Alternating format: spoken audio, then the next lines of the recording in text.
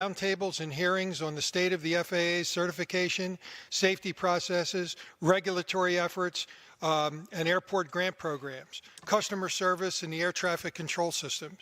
The subcommittee also had more than 200 stakeholder meetings in order to gather feedback and hear from various constituencies to understand what would work in the real world. Not what 535 members of Congress may think, but to get input from the people who have to make it work every day. I want to thank those who came to the table willing to share their thoughts and their work together with us.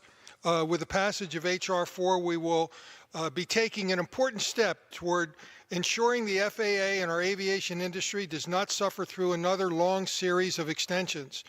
Unfortunately, it seems like just about every year Congress is voting to keep government open, while the FAA and nearly 4,000 of the FAA's incredible employees that are my constituents working at the Technical Center in Egg Harbor Township, which is at the Atlantic City Airport, are forced to make preparations in case they have to shut down.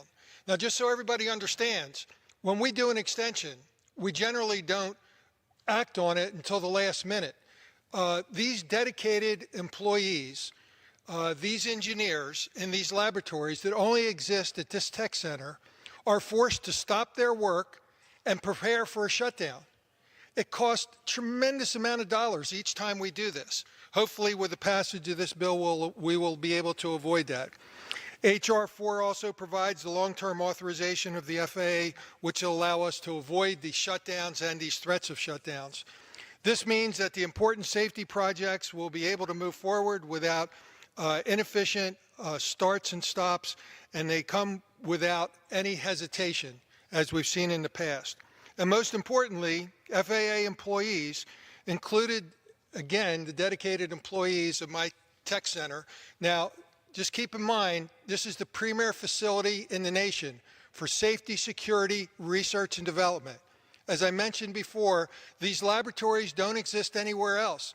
Many of these engineers, their expertise doesn't exist anywhere else. This will enable them to help keep the United States premier in the world. Mr. Larson referenced our position in the world. We don't want that challenged. We want this bill to be able to allow us as an economic driver. And when you start looking at the numbers of what aviation means to the economy of the United States, you get an understanding of how critically important this is. We've worked closely with a number of constituency groups that I think we've included their provisions in this bill. I want to point out that some of these battles take a while, and very diligently and very forcefully, the flight attendants have made their case for the 10-hour rest period. As mentioned by Mr. DeFazio, this is something that we don't want flight attendants being fatigued, no more than we want pilots being fatigued. And I want to thank Chairman Schuster for including this in the bill. As we move forward, I want to particularly thank Rick Larson, who's been a great partner.